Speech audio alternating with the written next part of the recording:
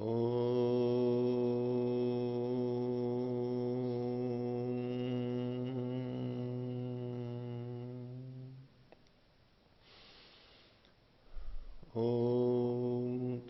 सहनावतु सहनौ भुनक्तु सह वीर्यं कर्वावहै तेजस्विनावधीतमस्तु मा विद्विषावहै। ओ शांति शांति शांति।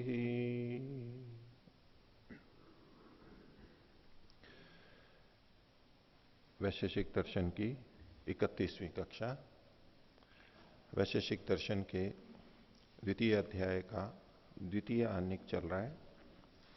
पिछली कक्षा में हमने जो अंतिम सूत्र किया था, सूत्र संख्या 6, जिसमें कि काल के लक्षण लिंग बताए थे और उसकी ब्रह्ममुनि जी द्वारा की गई 2 व्याख्याओं को हमने देखा था।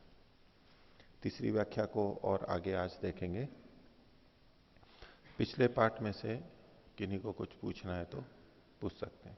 हाँ, पूजनीय आचार्य जी, पिछली कक्षाओं में हमने जाना कि पृथ्वी, जल, अग्नि, वायु, आकाश क्रमशः स्थूल से सूक्ष्म है और स्थूल में सूक्ष्म प्रविष्ट कर जाता है, लेकिन अभी बुद्धि में बैठ नहीं पा रहा है कि किस रूप स्वरूप में प्रविष्ट करता है, क्योंकि वायु के सूक्ष्म होने पर भी उसमें स्थूल, अग्नि, जल भी तो प्रविष्ट हो जाते हैं और वायु उष्ण और शीतल हो जाती है। देखिए, प्रथम सिद्धांत तो ये कि स्थूल में सूक्ष्म प्रवेश कर जाता है। यहां पर जो महाभूतों के उदाहरण हैं, इनको संयुक्त रूप से, इनके बहुत सारे परमाणु होते हैं और उनके संयुक्त रूप की बात चल रही है। यदि एक एक परमाणु के स्तर पर देखेंगे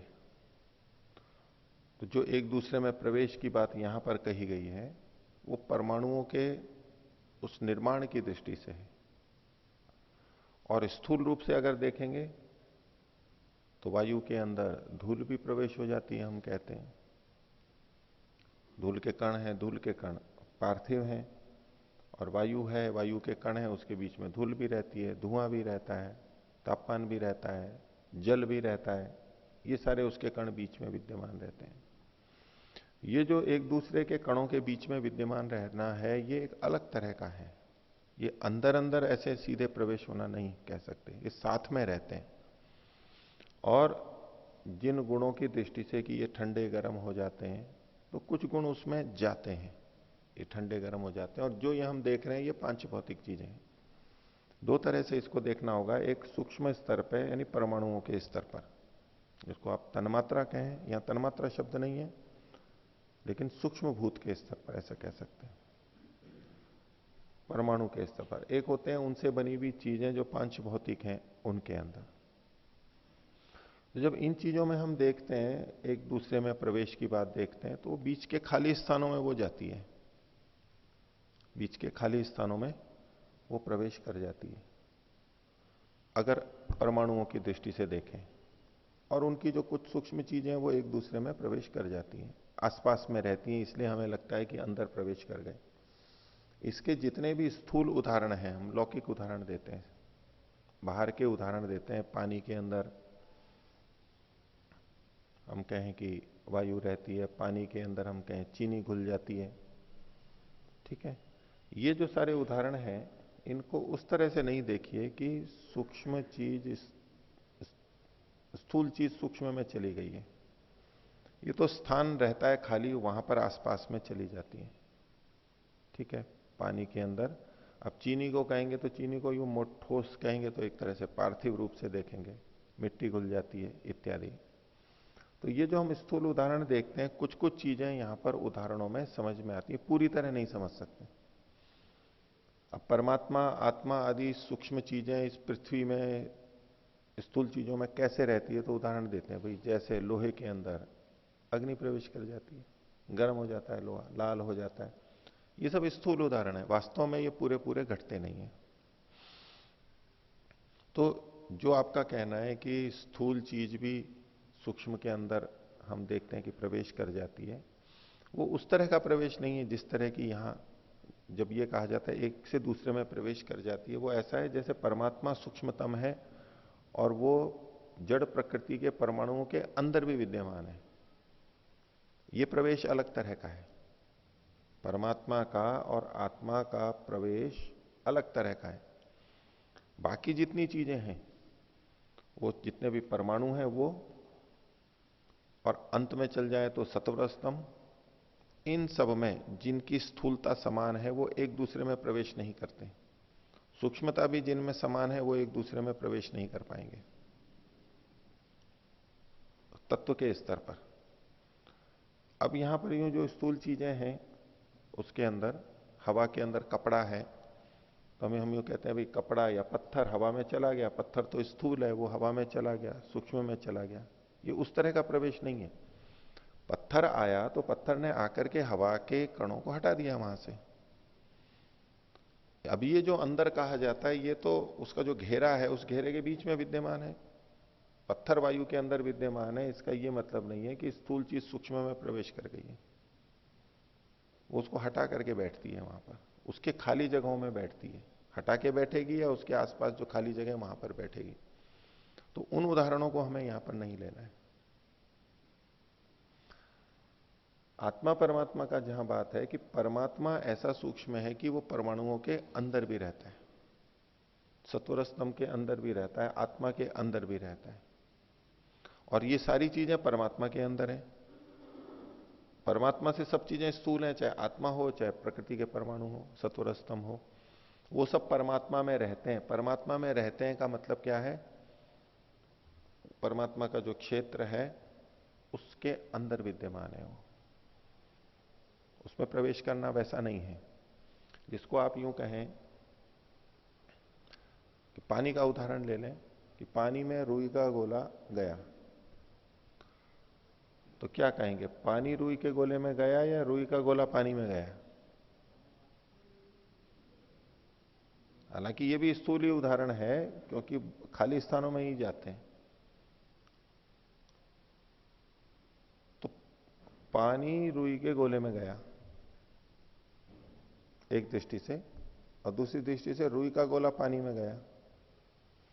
अब इनको यूं देखो कि पानी जो रुई में गया, रुई के गोले में गया, तो रुई का जो गोला था उसके बीच में प्रवेश कर गया वो, ठीक है।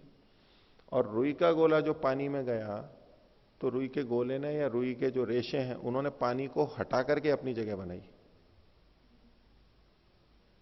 ठीक है।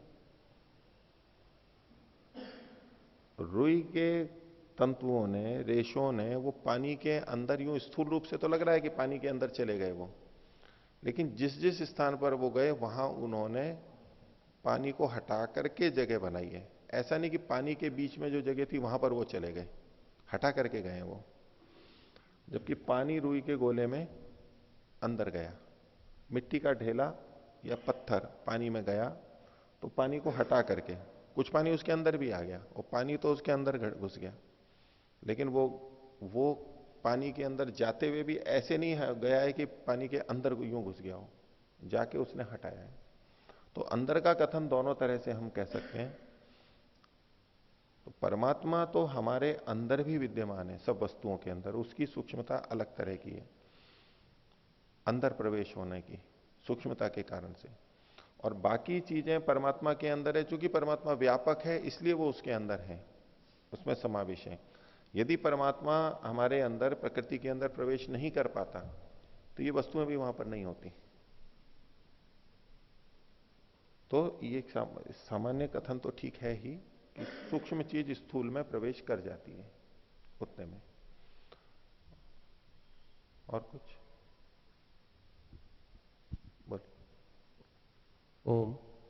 दूसरे अध्याय के दूसरे आहनिक के प्रथम और द्वितीय सूत्र की संगति लगाते हुए पृथ्वी का निज या स्वाभाविक गुण गंध व्यवस्थित किया है, स्थापित किया है, और इसके लिए कुछ उदाहरण दिया है जिसमें केतकी पुष्प का और वस्त्र का संसर्ग होने से वस्त्र में केतकी पुष्प के गंध का आना, व उसके संसर्ग से पूर्व गंध का न रहना, इस प्रकार से प्रस्तुत किया है। ये किस प्रकार संगत हो रहा है और किस प्रकार पृथ्वी में गंध गुण व्यवस्थित हो पाया है? इसको सीधे सीधे नहीं जोड़ना चाहिए। अगला जो दूसरा सूत्र है और उसके अलावा तीसरा, चौथा, पांचवा, ये सब जो सूत्र हैं इनको देखते हुए पहले सूत्र में केवल ये कहना चाहते हैं कि एक द्रव्य के गुण दूसरे द्रव्य में आ जाते हैं, संसर्ग से आ जाते हैं, संयोग से आ जाते हैं। अब वो गुण आ जाते हैं, उसमें वो द्रव्य भी कुछ ना कुछ प्रवेश कर जाता है, ये तो हम मानते ही हैं, ठीक है, क्योंकि गुण है तो गुणी तो आएगा ही उस रूप में। लेकिन स्थूल दृष्टि से क्या लगेगा कि एक वस्त्र था जिसमें कि गंध नहीं थी, अपनी हमने सूंघ लिया था, केतकी पुष्प में गंध थी, दोनों को पास पास में रखा और अब दूर कर दिया, अब उस वस्त्र के अंदर गंध आ गई है। इस उदाहरण से केवल इतना कहना चाहते हैं कि दूसरी वस्तु के संसर्ग से गुण आ जाते हैं, संसर्ग से। अब ठीक है, केतकी पुष्प के कुछ कण, सुगंधित कण वहां जुड़ गए, चिपक गए, इसके कारण से वहां पर गंध आ गई, वस्त्र के बीच में आ गए इत्यादि जो बात है। पर संसर्ग से एक के गुण दूसरे में आते हैं, पहला सूत्र केवल इतनी सी बात को कह रहा है। अब इसके आधार पर जो उन्होंने दूसरे सूत्र में कहा कि पृथ्वी में जो बाकी गुण हैं वो संसर्ग से आते हैं, अन्य भूतों के संसर्ग से आते हैं। तो वायु का स्पर्श है, अग्नि का रूप है, जल का रस है, ये जो पृथ्वी में आते हैं ये संसर्ग से आते हैं। तो बचा कौन? तो गंध गुण बची, ये पृथ्वी का अपना गुण है। जैसे कि वहां वस्त्र और केतकी में वस्त्र का अपना गुण जो था, जो कि केतकी के संसर्ग से नहीं आया था, पुष्प के संसर्ग से जो गुण वस्त्र में नहीं आए थे, यानी पहले से उसमें विद्यमान थे, उनको हम कह सकते हैं कि वस्त्र के अपने गुण हैं, व्यवस्थित हैं, इसके दूसरे के संयोग से नहीं आए। बस ऐसे ही कि जो चीजें पृथ्वी में अन्यों के संपर्क से आती हैं वो औपाधिक संसर्गज या नैमित्तिक कहलाएंगी, और अन्यों के संसर्ग के बिना जो उसमें है वो उसका अपना माना जाता है। वो इनकी दृष्टि से ये गंध गुण पृथ्वी में उसका अपना माना गया। दृष्टांत केवल इतना ही है। आगे जो कहा एतेन उष्णता व्याख्या था, तो एतेन अपसु उष्णता व्याख्या था कि जल में उष्णता कैसे व्याख्यात की गई। जैसे केतकी पुष्प वस्त्र के साथ जुड़ करके वस्त्र में सुगंध आ गई, ऐसे ही जल के साथ अग्नि के जुड़ने से जल में उष्णता आ गई। ये औपाधिक है, उसकी अपनी नहीं है, क्योंकि जल के लिए जो अपना है, भाई जल उष्णता किसकी है, तो बोले तेज से उष्णता, उष्णता तेज की व्यवस्थित है, अग्नि में उसकी अपनी है। और अपसु शीतता, जल में अपनी स्वाभाविक जो है शीतता है। लेकिन जल जब उष्णता को प्राप्त कर रहा है या कोई भी वस्तु उष्णता को प्राप्त हो रही है, पृथ्वी आदि, तो जल के संसर्ग से हो रही है, संसर्ग से भी गुण आते हैं। बस ये सामान्य रूप से यहां कथन किया गया।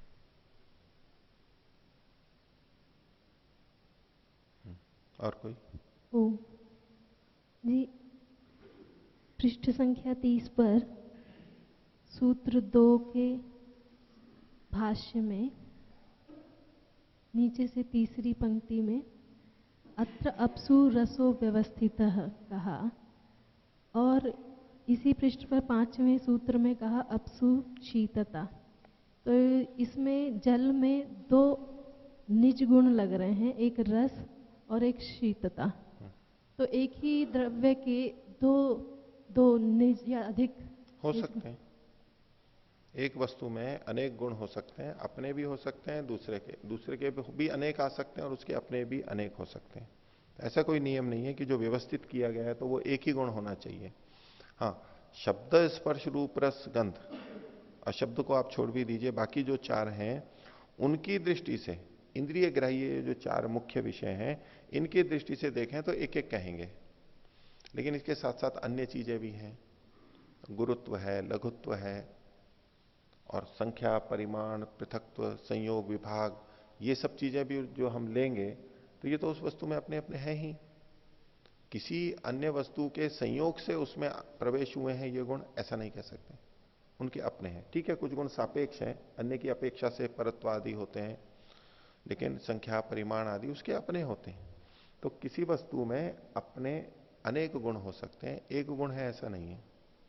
उसके अनेक लिए ये लोग अन्य बाद वाले अलग अलग संख्या भी बताते हैं कि इसमें इतने गुण है, इसमें इतने गुण है, इसमें 7 है, इसमें 8 है, वो विभाजन भी किया हुआ है। हाँ जी, पर निज गुण से तो ऐसा लगता है कि ये गुण केवल इसी में पाया जाता है, जैसे गंध केवल पृथ्वी में पाई जाती है, रस विशेष रूप से जल में ही पाया जाता है। उसका अपना, लेकिन इसमें जो व्याख्या करते हैं, अब जो जल का अपना रस गुण है, अब जब वो पृथ्वी में आता है तो पृथ्वी के कारण से उसमें अनेक तरह के रस आ जाते हैं। रूप गुण है, अग्नि का अपना रूप गुण है, उस रूप गुण में बहुत अधिक भेद नहीं है, लेकिन जब वो पृथ्वी के साथ में मिलता है तो बहुत सारे रंग आ जाते हैं वहां पर, विविध तरह के आ जाते हैं, जो कि अग्नि में नहीं देखे जाते संसर्ग से, लेकिन रूप गुण आ जाता है। तो रूप गुण मतलब रूप सामान्य, कहां कौन सा रूप अभिव्यक्त होगा इसमें फिर भेद होता है। अनेक गुण हो सकते हैं। हाँ, और कोई पूछिए। ओम आचार्य, आकाशवायु अभिलक्ष्य जिज्ञासा वर्तते, यथा धूमं दृष्ट्वा पर्वते धूमं दृष्ट्वा वन्यमान पर्वत इति तदैव वक्तुं शक्यते यदा द्वयो प्रत्यक्षं स्यात्, परन्तु अत्र आकाशवायु संबंधी तथा नास्ति, केवलम ईश्वर जानाति इति अनेन अत्र कथं संगति भवति इति मे जिज्ञासा। हाँ, इसमें ऐसा समझना चाहिए, इनका प्रश्न ये है कि वायु और आकाश के संदर्भ में ये कहा गया कि वायु में स्पर्श गुण है और आकाश में शब्द गुण है, तो इनको यदि हम पर्वत अग्नि वाला है, इसमें धुएं को देख करके जो अग्नि का ज्ञान होता है, अनुमान होता है, तो ऐसा यहां अनुमान कैसे संगति लगाएंगे? तो वायु तो स्पर्शवान है, ये तो हमारे को प्रत्यक्ष होता है, इसमें तो अनुमान की बात ही नहीं है। वायु स्पर्श वाला है, ये तो हमारे को प्रत्यक्ष होता ही है। आकाश में शब्द गुण को अनुमान से सिद्ध किया जाता है, आकाश में शब्द गुण को अनुमान से सिद्ध करते हैं। अब उसमें जो आप ये पूछ रहे हो कि जैसे धुएं को देख करके अग्नि का अनुमान होता है, तो वो पहले प्रत्यक्ष होना चाहिए, तब हम यहां पर कह सकते हैं। तो ये प्रत्यक्ष इस तरह से नहीं होता है, यहां पर यहां अनुमान होता है, और अनुमान भी कई प्रकार का होता है। धुएं को देख करके जो अग्नि का अनुमान है, वो कार्य को देख के कारण का अनुमान है। वहां पर जो न्याय दर्शन में अनुमान के भेद कहे, पूर्ववत, शेषवत और सामान्यतो दृष्ट। अब ये जो आकाश में शब्द गुण है, ये सामान्यतो दृष्ट अनुमान से है। किस तरह से? अब अनुमान है तो कुछ ना कुछ प्रत्यक्ष तो होना चाहिए। आकाश का शब्द गुण भले ही प्रत्यक्ष नहीं है, लेकिन कोई गुण है तो उसका गुणी अवश्य होता है। एक सामान्य नियम हमने देखा, गुण है तो गुणवान भी होगा, गुणी भी होगा, कोई ना कोई गुणी होगा। इस दृष्टि से तो इन 5 के अंदर आकाश ही शेष बसता है। तो परिशेष न्याय से यहां पर धुएं को देख के अग्नि का अनुमान होता है, वो परिशेष न्याय से नहीं होता है। परिशेष न्याय भी अनुमान में आता है। तो अनुमान के कई प्रकार हैं, तो सब में नहीं घटते, यहां परिशेष न्याय से ही लगता है, और इसको अनुमान में ही जाना जाता है। और अनुमान जो प्रत्यक्ष पूर्वक होता है, तो प्रत्यक्ष यही है कि गुण है तो गुणी अवश्य होगा। ये हम अन्य चीजों में देख चुके हैं। तो यहां पर भी एक गुणी भी बचा हुआ है, द्रव्य भी बचा हुआ है, शब्द प्रमाण से भी हमें पता लगता है। केवल अनुमान से ही सारी बातें नहीं पता लगती, तो शब्द से हमें पता लगा है कि आकाश भी एक महाभूत है। और इधर 5 गुणों में, इंद्रिय ग्राह्य 5 गुणों में एक शब्द भी बचा हुआ है। तो उस दृष्टि से परिशेष से उसको आकाश का स्वीकार किया जाता है, वो अनुमान से लिया जाता है। ठीक है, और कोई? हाँ जी। ओम जी, पृष्ठ संख्या 27 पर सूत्र 25 भाष्य की ऊपर से चौथी पंक्ति के अंत से, यानी पृथिव्यादीनां मिश्रणाद उद्भूतानि कार्याणि तेष्वपि शब्दस्य अप्रादुर्भावात्। तो ये कह रहे हैं कि पृथ्वी आदि के मिश्रण से जो उत्पन्न पदार्थ हैं, उनमें भी शब्द के अप्रादुर्भाव से। पर मुझे ऐसा लगता है कि जो शब्द हमको जो सुनाई पड़ता है वो उन्हीं पदार्थों से, पृथ्वी आदि के मिश्रण से जो उत्पन्न है, उन्हीं से शब्द निकल के आता है। ये थोड़ा विचारणीय बिंदु है। इन्होंने जो पंक्ति लिख दी है तो उसमें दो तरह से मत हैं। जैसे कि पहले भी हमने चर्चा की थी कि 5 महाभूतों में से एक प्रक्रिया यह है कि आकाश का शब्द गुण वो बाकी महाभूतों में भी आता है। आकाश का शब्द गुण वो वायु, अग्नि, जल और पृथ्वी उन सब के अंदर आता है, जैसा कि योग दर्शन व्यास भाष्य में लिखा गया है। 1 से लेके 5 गुण तक आते हैं। यहां की जो प्रक्रिया है उसमें आकाश के शब्द गुण को छोड़ करके बाकी के जो 4 हैं उनमें एक एक करके गुण बढ़ाते हुए 4 उसमें आते हैं।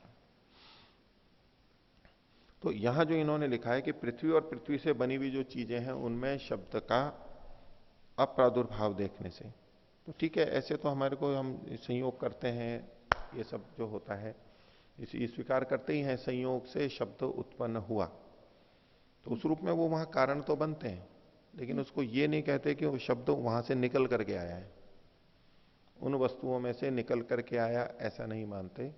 वो शब्द वहां पर उत्पन्न हुआ है, संयोग से उत्पन्न हुआ या वियोग से उत्पन्न हुआ। तो निमित्त तो बनता ही है और माध्यम भी बनती है ये चीजें ध्वनि की। हम ठोस माध्यमों से भी ध्वनि इधर उधर जाती है, जैसे वायु से इधर उधर जाती है ऐसे ही ठोस माध्यमों से भी जाती है, और उससे भी जल से भी जाती है, ठोस वस्तुओं में भी जाती है, लोहे में भी जाती है। इन सब चीजों में से वो एक दूसरे को धक्का देते हैं, धक्का देते देते फिर हमारे तक आती है। तो वो माध्यम बनते हैं, केवल उस दृष्टि से इनका कथन समझना चाहिए। वो माध्यम बनते हैं, हम ये नहीं कहेंगे कि वो उन्हीं में ही शब्द है, वो केवल एक दूसरे को आगे सरका रहे हैं, और आकाश का ही मुख्य गुण शब्द माना जाएगा। विचारणीय है वैसे ये कथन, मैंने प्रश्नवाचक लगा रखा है। ठीक है, तो आगे चले। एक जो गिरधारी लाल जी आप बोल रहे थे, आपने पहले जो कक्षा से पहले प्रश्न रखा था, ये सूक्ष्म में स्थूल ये भी देखी जाती है, सूक्ष्म स्थूल में देखी जाती है। उसके आधार पर आपने बात रखी थी कि हम ये कैसे कह सकते हैं कि एक आत्मा में दूसरी आत्मा नहीं रह सकती। आत्मा मतलब जीवात्मा, एक में दूसरी क्यों नहीं रह सकती? जैसे कि आपने यहां सूत्र का उदाहरण दे दिया था, दूसरे आने का पहला सूत्र, कि वस्त्र और केतकी पुष्प। आपने ऐसे ही कहा था कि वस्त्र पार्थिव है, केतकी पुष्प भी पार्थिव है, तो पार्थिव में पार्थिव जब प्रवेश कर जाता है तो आत्मा में आत्मा प्रवेश क्यों नहीं कर जाती? तो जो ये कुछ लोग कथन करते हैं कि सुई की नोक पर संसार की सारी आत्माएं आ सकती हैं, उसका तात्पर्य है कि एक ही आत्मा में, एक ही जगह पे, सुई की नोक भी छोड़ दो, एक ही आत्मा में सारी आत्माएं आ सकती हैं, एक में एक में, ये जो कथन है। तो ये जो यहां दृष्टांत दिया गया, ये तो स्थूल दृष्टांत है। अब दोनों को पार्थिव भी मान लें उसमें, तो वस्त्र में जो छिद्र है, स्थान है, खाली जगह है, और उसके ऊपर नीचे का भाग है, वहां पुष्प के कण लग जाते हैं। ऊपर लगेंगे, बीच के धागों के बीच के भाग में लगेंगे, या धागों के अंदर भी खाली जगह है तो वहां प्रवेश कर जाएंगे। इसको वैसा प्रवेश नहीं कहा जाता कि पृथ्वी में पृथ्वी प्रवेश कर गई है। पृथ्वी में पृथ्वी प्रवेश करने को हम उस तरह देखें कि पृथ्वी का एक परमाणु, दूसरा परमाणु, क्या वो एक दूसरे में प्रवेश करेंगे? एक एक परमाणु इकाई के रूप में देखेंगे तो वो नहीं करेंगे। तो ये तो खाली जगह में जाता है। तो इस उदाहरण को लेकर के हम कहें कि जैसे यहां पर पृथ्वी में पृथ्वी प्रवेश कर जाती है, ऐसे वहां एक आत्मा में दूसरी आत्मा भी प्रवेश कर जाए, ये दृष्टांत का साम्य नहीं है। जैसे परमाणु में परमाणु जो मूल है वो प्रवेश नहीं कर पाएगा, ऐसे ही एक आत्मा में दूसरी आत्मा प्रवेश नहीं कर पाएगी। और उसके लिए जो प्रमाण दिया था वो सत्यात प्रकाश का था। उसमें ये सिद्धांत स्पष्ट रूप से कहा गया है कि जिनकी सूक्ष्मता समान है या स्थूलता समान है, वो एक दूसरे में प्रवेश नहीं कर सकती। उनसे जो सूक्ष्म है वो तो प्रवेश कर सकती है। परमात्मा आत्मा से भी सूक्ष्म है, यानी सूक्ष्मतम है, वो तो आत्मा में प्रवेश कर सकता है। लेकिन जितनी आत्माएं हैं वो तो समान रूप से सूक्ष्म है। वो पृथ्वी आदि परमाणुओं में इनमें प्रवेश कर जाए वो संभव है, लेकिन इनकी परस्पर की सूक्ष्मता, समान है, इसलिए वो एक दूसरे में प्रवेश नहीं कर सकती। प्रवेश करने के लिए आवश्यक है कि दूसरी एक वस्तु अधिक सूक्ष्म होनी चाहिए, दूसरी कम सूक्ष्म होनी चाहिए, तो प्रवेश कर सकते हैं। चूंकि ये समान है इसलिए एक दूसरे में प्रवेश नहीं कर सकती। ये सिद्धांत समझ में आता है। ठीक, तो देखिए आगे का पृष्ठ संख्या 31, सूत्र संख्या 6 की तीसरी व्याख्या। पीछे की दो व्याख्याओं को देखिए, पहले सूत्र फिर से करते हैं कि अपरस्मिन परम युगपत चिरम क्षिप्रम इति काल लिंगानी। काल के ये लक्षण कहे गए। इसमें कितने शब्द कहे गए हैं? अपरस्मिन 1, परम 2, युगपत 3, चिरम 4 और क्षिप्रम 5। पहली व्याख्या में इन्होंने इन पांचों को अलग अलग गुण प्रस्तुत करते हुए कहा कि ये सब 5 काल के लिंग हैं। दूसरी व्याख्या में क्या किया? अपरस्मिन को बाकी सबके साथ में जोड़ा। बाकी सब मतलब बाद के 4, परम, युगपत, चिरम, क्षिप्रम, ये जो 4 हैं इनके साथ में अपरस्मिन को भी जोड़ दिया। तो अपरस्मिन का मतलब इन्होंने दिया था भिन्न, दूसरा, अन्य। तो ये जो 4 हैं, पर, युगपत, चिर और क्षिप्र, इनसे भिन्न जो जो चीजें हैं, यानी इनके विपरीत जो विलोम है, उन वो 4 भी संग्रहित हो जाएंगे। अपरस्मिन को इन चारों के साथ जोड़ेंगे। अपरस्मिन परम, अपरस्मिन युगपत, अपरस्मिन चिरम, अपरस्मिन क्षिप्रम इति। तो इन 4 के, अपरस्मिन को छोड़ करके जो बाकी 4 हैं उनसे भिन्न भी एक एक चीज जोड़ते हुए ये सब लक्षण यहां दूसरी व्याख्या के अंतर्गत किए गए थे। तो पहले मैं 5 को अलग अलग लिया था स्वतंत्र रूप से, दूसरी व्याख्या में अपरस्मिन को बाकी 4 के साथ जोड़ा था। तो इन 4 को लेकर के उसके विपरीत करेंगे तो उस तरह से 8 बनेंगे। और अब जो ये तीसरी व्याख्या चल रही है, इसमें अपरस्मिन परम को अलग कर दिया और युगपत, चिरम, क्षिप्रम, इन 3 को अलग कर दिया है। तो युगपत, चिरम, क्षिप्रम के साथ में अपरस्मिन परम को जोड़ करके व्याख्या की गई है। कुल मिला के तात्पर्य में बहुत अंतर नहीं आएगा सभी तीनों व्याख्याओं में, क्योंकि ये जो युगपत, चिरम, क्षिप्रम, काल की गणना हम इसी तरह से करते हैं, काल को जानते हैं, पहचानते हैं इन्हीं माध्यमों से। वो तत्व तो इन सभी व्याख्याओं के अंदर है। तो देखिए तीसरी व्याख्या यत्वा, ये इसमें नीचे आपको पकड़ में आएगी, 8वीं पंक्ति, नीचे से भाष्य की 8वीं पंक्ति, उसके अंत में यद्वा युगपत, चिरम, क्षिप्रम इति त्रयम प्रति।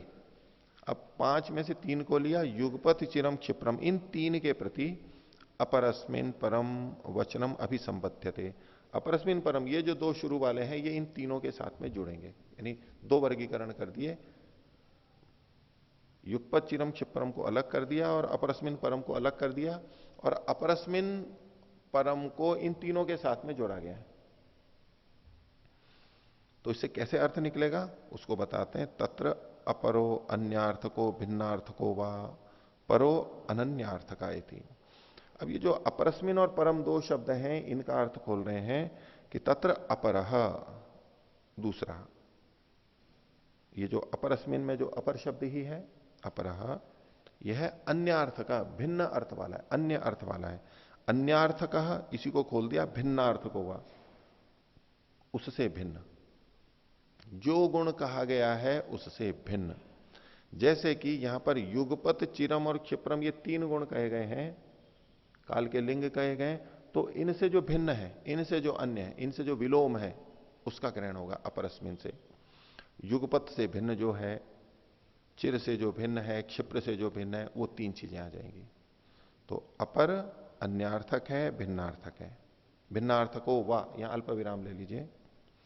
और परो अनन्यार्थ का, जो पर शब्द है वो अनन्य है। अनन्य का मतलब है जो अन्य नहीं है, यानी वही है। वही क्या चीज होंगी? युगपत, चिरम और क्षिप्रम, यही 3 चीजें।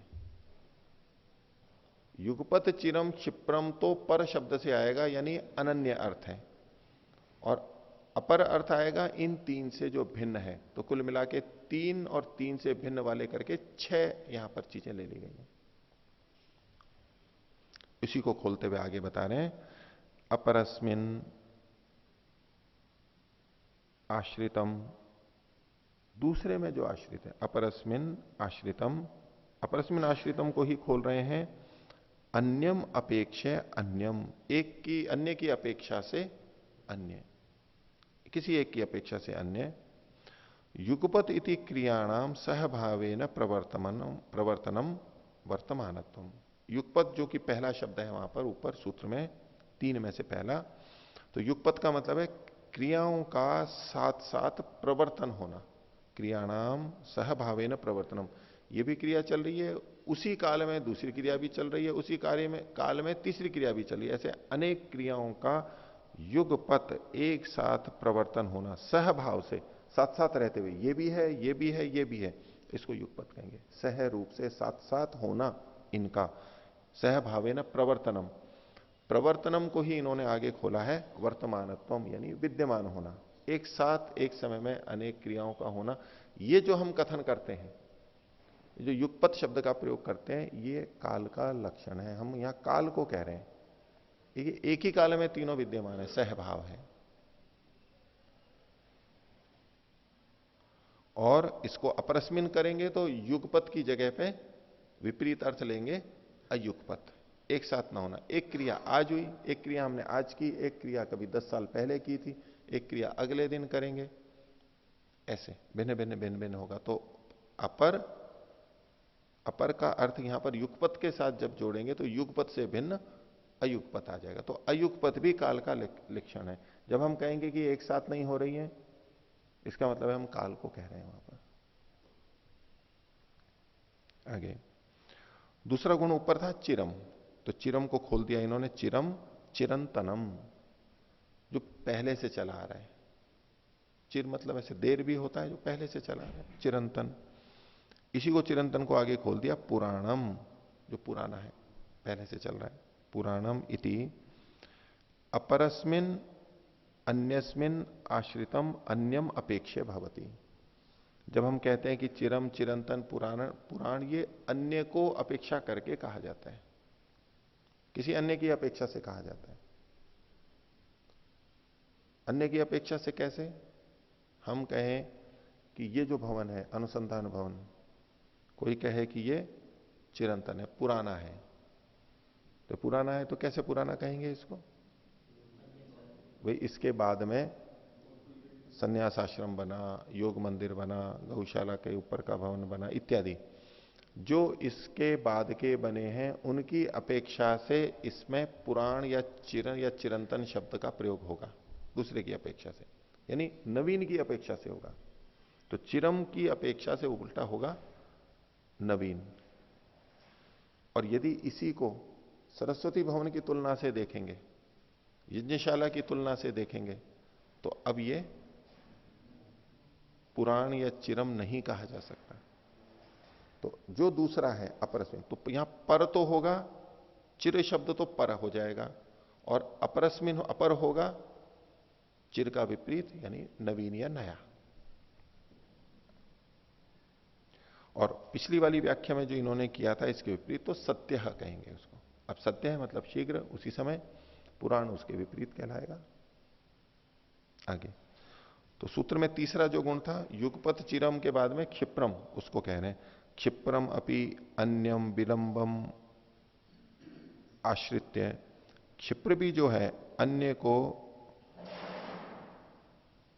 को आश्रित करके, अन्य क्या है? विलंब। क्षिप्र का विपरीत जो है वो विलंब है, तो उस विलंब को आश्रित करके भविष्यति होता है।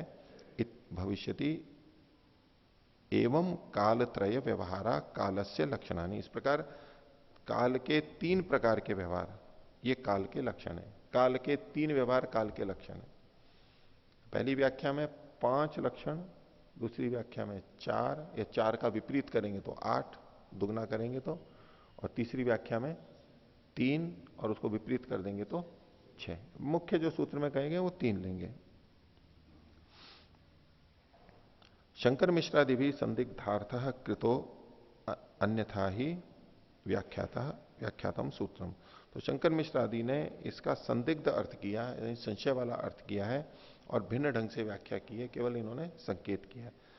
तो इन शब्दों का प्रयोग जब भी हम करते हैं वस्तुओं के कार्यों की क्रियाओं की दृष्टि से, तो वो यही काल का लक्षण है। इसी से हम काल को पहचानते हैं। तो काल का लक्षण हो गया।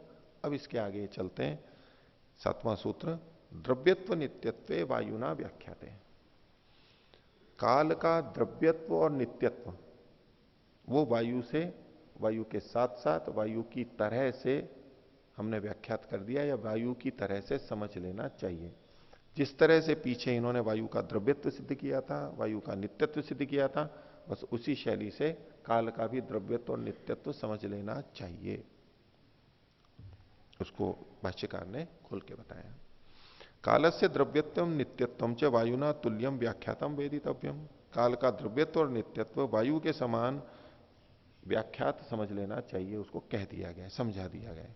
कैसे कहा गया, तो उसको ये दोहरा रहे हैं, जैसे वायु का कैसे किया था। तो अद्रव्यवत्वेन अन्य द्रव्य मिश्रण राहित्येन, एक बात यहां अल्प विराम लीजिए, अद्रव्यवत्वेन, वहां अद्रव्यवत्व कहा था, अद्रव्यवत्व का मतलब था अन्य द्रव्यों के मिश्रण से रहित।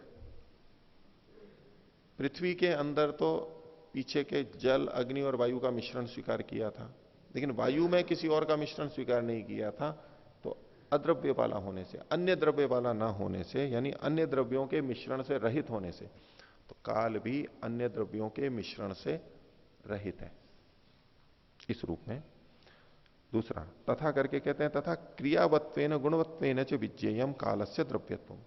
दूसरा वहां वायु का द्रव्यत्व उसके गुण वाला होने से और क्रिया वाला होने से सिद्ध किया था। जो क्रिया वाला है, गुण वाला है, वो द्रव्य कहलाता है।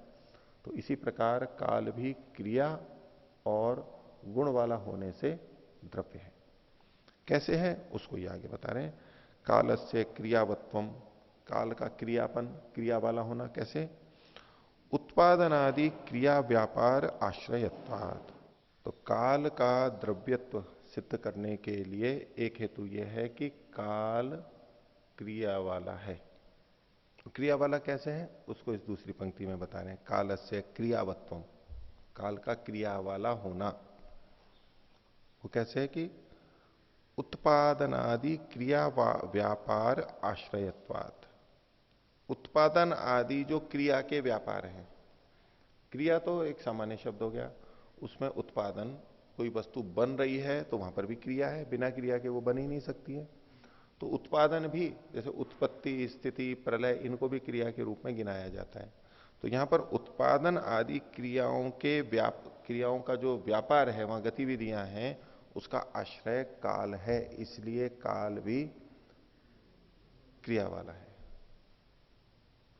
बिना काल के, काल का आश्रय लिए बिना कोई भी उत्पत्ति या नाश आदि नहीं हो सकता। कोई उत्पत्ति, उत्पाद कितना भी शीघ्रता से हो, कितना भी शीघ्रता से हो, काल तो कुछ ना कुछ लगेगा। काल को हटा करके हम किसी चीज की उत्पत्ति सोच भी नहीं सकते। भले ही यूं कहें कि कुछ भी समय नहीं लगा, उसी समय हो गया, ये हम काल की न्यूनता को बताने के लिए बोल देते हैं। वो समय ही नहीं लगा, इतनी जल्दी हो गया, कम समय लगा, तात्पर्य वहां होता है। ये तो अतिशयोक्ति में बात कही जाती है, अर्थापत्ति के, अर्थवाद के रूप में बात कही जाती है, तो उसमें हम अति करते हैं। पर काल तो हर चीज में लगेगा, इसलिए काल क्रिया वाला है। किसी भी क्रिया को काल से हटा करके नहीं देख सकते। जितनी भी क्रियाएं होती हैं वो काल में ही होती हैं,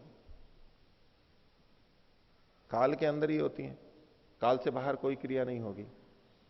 तो जब जितनी क्रियाएं हो रही हैं वो काल में हैं, तो काल क्रिया वाला हुआ। इस तरह से इसको द्रव्य सिद्ध कर रहे हैं। तो काल से क्रियावत्वम उत्पादनादि क्रिया व्यापाराश्रयत्वात् उक्तम ही सूत्रकारेण कर्म प्रति कालस्य कारणत्वम। सूत्रकार ने स्वयं भी कर्म के प्रति काल के कारणत्व को कहा है।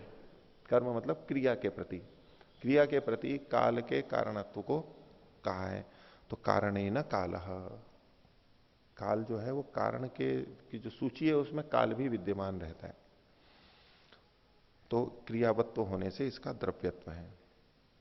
आगे गुणस्तस्य पूर्वोक्तम परत्वादि लक्षणम विभुत्वंच, यहां पूर्ण विराम ले लीजिए। गुण क्या है इसके, जैसे पहले कहे गए परत्वादि लक्षण, जो यहां काल के गुण कहे गए थे, अपरस्मिन परम युगपत चिरम क्षिप्रम यदि काल लिंगानी, ये जो कहे गए थे ये गुण है इसके। तो ये जो पूर्वोक्त परत्वादी लक्षण वाले हैं, और साथ में विभुत्वंच, विभुत्व भी। काल जो है एक सीमित क्षेत्र में नहीं होता, विभू है, व्यापक है, अपेक्षा से कथन होगा, लेकिन व्यापक है सब जगह, यहां भी है वहां भी है, सब जगह पे। हम कहीं भी जाएंगे कोई ऐसी स्थिति मिलेगी वहां काल ना हो, हम कहीं भी चले जाएं, किसी को हम विभू ऐसे कह सकते हैं ना, हम जहां भी जाएं वहां वो मिले तो हम कहते हैं कि तो विभू है, यहां भी है वहां भी है, कहीं भी चले जाएं तो हम जहां भी जाएंगे कोई काल से परे नहीं जा सकते, जहां जाएंगे वहां काल होगा, क्योंकि हम वहां पहुंचे हैं तो हम पहले नहीं थे, अब पहुंचे हैं वहां पर, तो काल का कथन हो गया ना। हम आए हैं, चलते हुए आए हैं, अभी आए हैं, तो काल का कथन हो गया ना, तो काल तो वहां पर रहेगा ही। तो इसलिए काल का विभुत्व भी, ये इसके गुण है, तो गुण वाला होने से, क्रिया वाला होने से ये द्रव्य है, और अन्य द्रव्यों के मिश्रण से रहित है, ये अपने आप में स्वतंत्र है। आगे, तस्मादेव नित्यत्वम च तस्य, और इसी कारण से उसका नित्यत्व भी है। जैसे वायु का नित्यत्व कहा था अन्य द्रव्य राहित्य के कारण से, उसी तरह से अद्रव्यत्वेन, इसी तरह से काल का भी नित्यत्व समझ लेना चाहिए। तो द्रव्यत्व नित्यत्व वायुना व्याख्याते। अब काल है कितना, तो उसके लिए कितनी संख्या में है, तो उसके लिए 8वां सूत्र दिया, तत्वम भावेना, भाव की तरह से काल का एकत्व है। तो तस्य कालस्य स्वरूपैकत्वम भावेन सत्तया तुल्यम विज्ञेयम, उसका जो स्वरूप है वो एक ही है, बस एक ही जैसा है, जितना भी काल है उसका स्वरूप एक है। जैसे कि सत्ता या भाव का एकत्व, तत्व, ये भाव हो चाहे वो भाव हो, भाव भाव एक जैसा है बिल्कुल सब जगह पे। इसी तरह से काल का भी एकत्व है, तत्व है, तत्वम भावेना, भाव के समान समझना चाहिए। क्यों होता है ऐसा, तो उसके लिए कहा तस्य निरवयवत्वात् सर्व वस्तुषु अनुगत धर्मवत्वात्। एक तो काल निरवयव है, उसके कोई अवयव नहीं है, टुकड़े नहीं है, भाग नहीं है, और सब वस्तुओं में अनुगत धर्म वाला होने से सब वस्तुओं के साथ में वो विद्यमान है, इसलिए वो एक ही है, समान रूप से। यहां भी काल है तो वहां भी काल है, हर वस्तु के साथ जो काल है वो समान रूप से जुड़ा हुआ है, इस दृष्टि से काल एक है, एक जैसा है। अगला सूत्र, अन्यच्च, काल के बारे में कुछ और भी कह रहे हैं। तो काल के बारे में कुछ और कह रहे हैं, 9वां सूत्र है, नित्येषु अभावात अनित्येषु भावात कारणे कालाख्येति। कारणों की सूची में काल भी इस नाम से कहा जाता है, वो भी कारण बनता है, काल भी कारण के रूप में गिना जा सकता है। क्यों? नित्येषु अभावात, नित्य वस्तुओं में काल का अभाव है। जो वस्तु उत्पन्न ही नहीं हुई, सदा से है, सदा रहेगी, तो उसमें हम काल का ये मापन नहीं कर सकते कि ये 1 साल हुई, 2 साल हो गए, 1 करोड़ साल हो गए, 1 अरब साल हो गए, इतने साल की है ये, ऐसे कुछ हम काल की गणना वहां कर सकें, नहीं कर सकते। तो नित्य वस्तुओं में अभाव होने से, और अनित्येषु भावात, अनित्य वस्तुओं में इसका भाव होता है। अनित्य वस्तु जब भी उत्पन्न हुई तो किसी न किसी काल में उत्पन्न हुई है, और तब से उसका प्रारंभ माना जाता है, और जब तक वो रहती है तब तक का एक काल उसके जुड़ जाता है, निश्चित काल जुड़ जाता है। तो अनित्यों में भाव होने से अनित्यों में ही काल को जोड़ पाते हैं हम इस रूप में, उसकी आयु के रूप में, इसलिए कारणों में काल को भी गिनना चाहिए।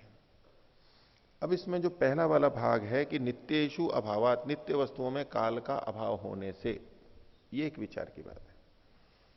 तो नित्यों में काल का अभाव कैसे है, अथवा नित्यों वस्तुओं में भी काल को जोड़ना है तो कैसे जोड़ा जा सकता है, या नहीं जुड़ेगा तो कैसे, उसकी व्याख्या फिर अब भाष्य में देखिए। नित्येषु अभावात, यानी नित्येषु द्रव्येषु, नित्य द्रव्यों में कालस्य आधेयतया कार्यतया व अभावात, नित्य वस्तुओं में काल के आधेय के रूप में न होने के कारण से, आधेय का मतलब दूसरे ढंग से कहा कार्य के रूप में न, कार्यतया व अभावात, कार्य के रूप में न होने से।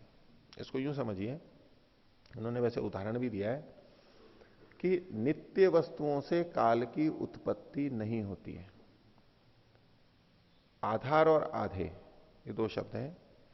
तो जो उपादान कारण है, जो कारण है वो तो है आधार, और उस कारण से जो कार्य उत्पन्न होता है उसको आधेय के नाम से कह देते हैं। तो काल आधेय नहीं है, यानी उसका कोई आधार हो ऐसा नहीं है।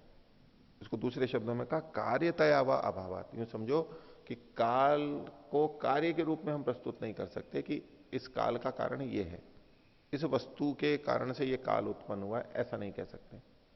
नित्य वस्तुओं के आधार पर काल की उत्पत्ति नहीं कह सकते। इसको खोल के बताया, यथा तंतुषु पटो भवती आधेयतया कार्यतया वा। जैसे तंतुओं में कपड़ा आधेय के रूप में होता है, तंतु आधार है और वस्त्र आधेय है, तो तंतु कारण है और वस्त्र कार्य है। इस तरह से नित्य वस्तुएं तो आधार हो, कारण हो, और जो काल है वो आधेय हो या कार्य हो, ऐसा नहीं कह सकते। न तथा कालो नित्येषु विद्यते। इस रूप में काल नित्यों में नहीं रहता है कि नित्य वस्तुओं से काल की उत्पत्ति हुई है, ऐसा नहीं कह सकते हम। क्योंकि जब से यानी अनादिकाल से, इस रूप में तो काल जुड़ेगा, जब से वो वस्तु है नित्य वस्तु यानी सदा से, अनादिकाल से, काल भी तब से ही है। इन दोनों के बीच में कारण कार्य संबंध नहीं हो सकता। कारण और कार्य के बीच में इतना स्पष्ट है कि कारण पहले होता है और कार्य बाद में होता है। ये सामान्य तो दृष्टि से हमें पता ही है। कहीं भी जहां भी कारण कार्य संबंध देखेंगे तो पूर्व और पर की दृष्टि से देखेंगे, काल की दृष्टि से, तो कारण पहले होता है और कार्य बाद में होता है। इसका अपवाद नहीं मिलेगा कोई भी। तो काल का नित्य वस्तुओं के साथ में कारण कार्य संबंध नहीं हो सकता है, क्योंकि दोनों सदा से, अनादिकाल से साथ साथ ही हैं, और जो साथ साथ हैं बिल्कुल, उनका कारण कार्य संबंध हो ही नहीं सकता है। तो नित्येषु अभावात। अब इसको दूसरे ढंग से खोल रहे हैं। नित्य द्रव्य यन नित्यत्वम, नित्य द्रव्य में जो नित्यत्व है। अब किसी नित्य द्रव्य को हम कह रहे हैं, किसी द्रव्य को कह रहे हैं कि ये नित्य है।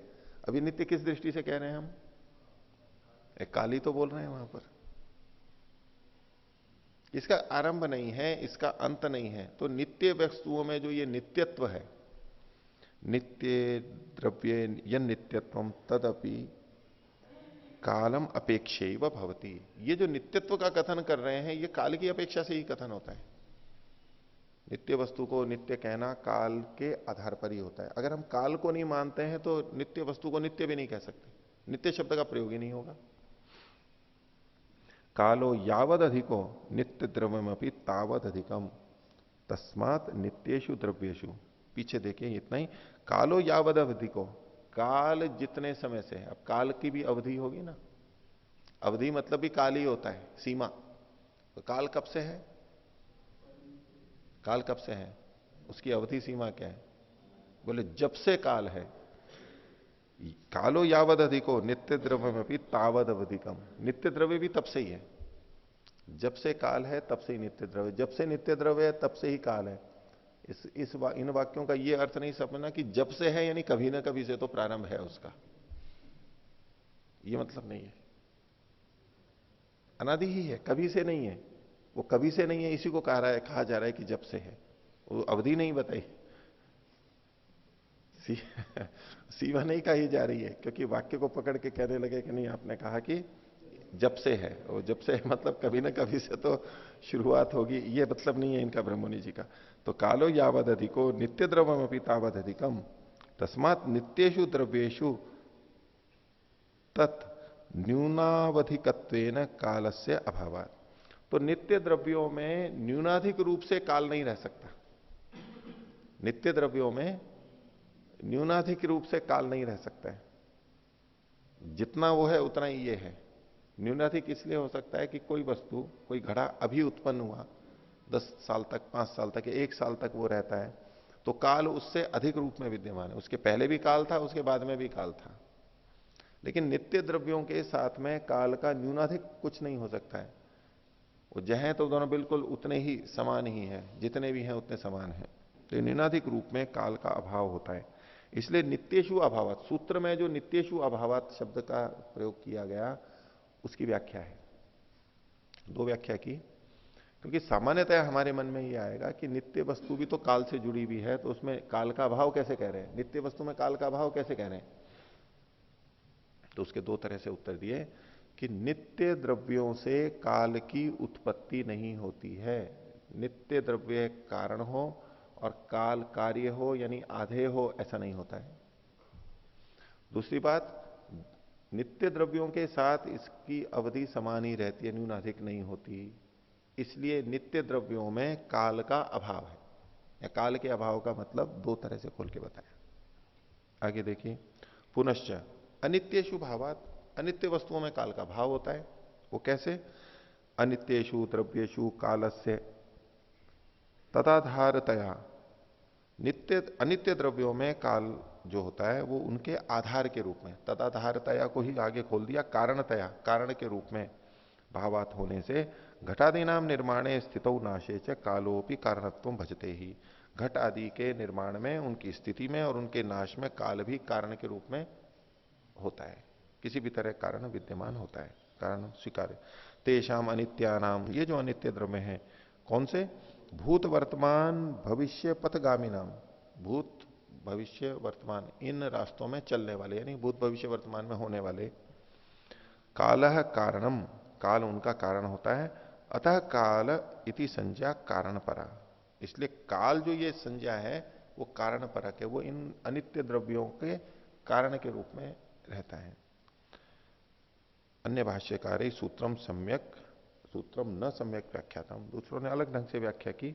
इनका है कि नित्यों में अभाव होने से और अनित्यों में भाव होने से कारण में काल की गणना की गई। और जो नित्य द्रव्य होते हैं वो कारण वाले भी नहीं होते। यदि नित्य द्रव्य को कारण वाला कह दिया फिर तो वो नित्य रहा ही नहीं, वो तो फिर कार्य हो गया। जो कारण वाला होता है वो तो कार्य ही हो जाता है। तो नित्य द्रव्यों का कोई कारण नहीं होता, तो काल भी उनका कारण नहीं है, इसलिए नित्य द्रव्यों में काल का अभाव है, ऐसे समझना चाहिए। तो काल के बाद में अगला द्रव्य आता है दिशा।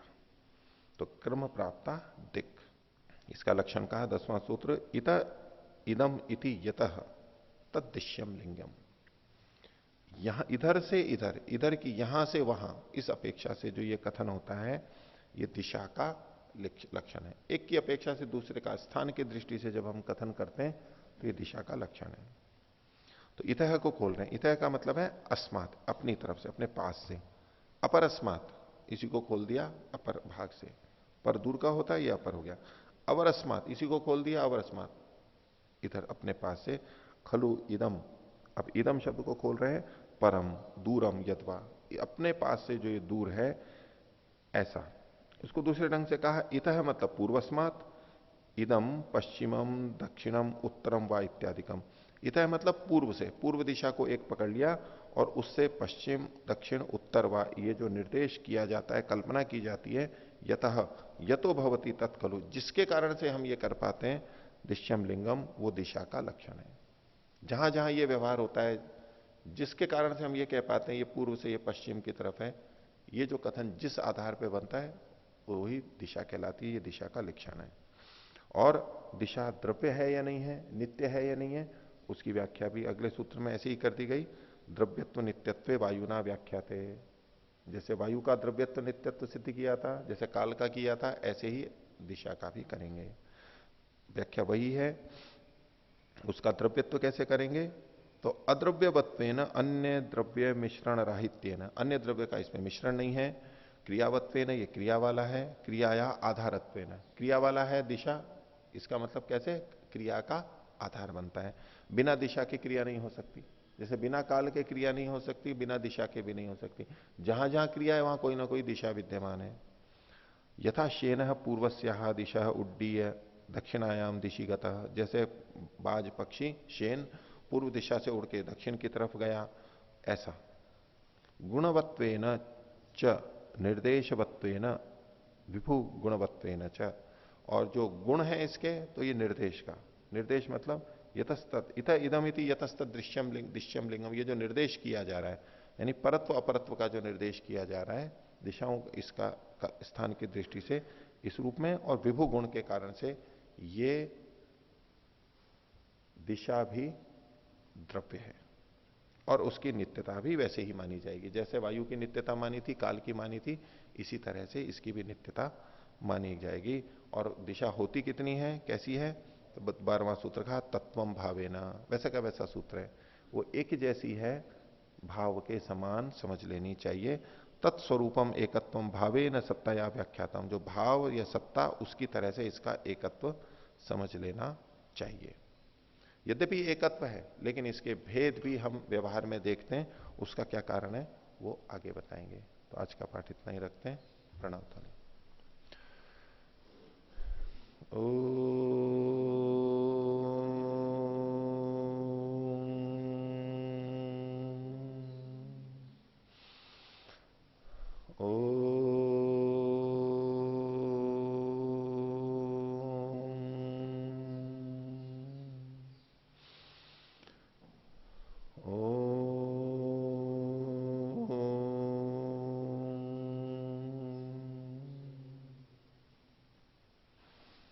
सभी को सधर्म अभिवादन। ओम।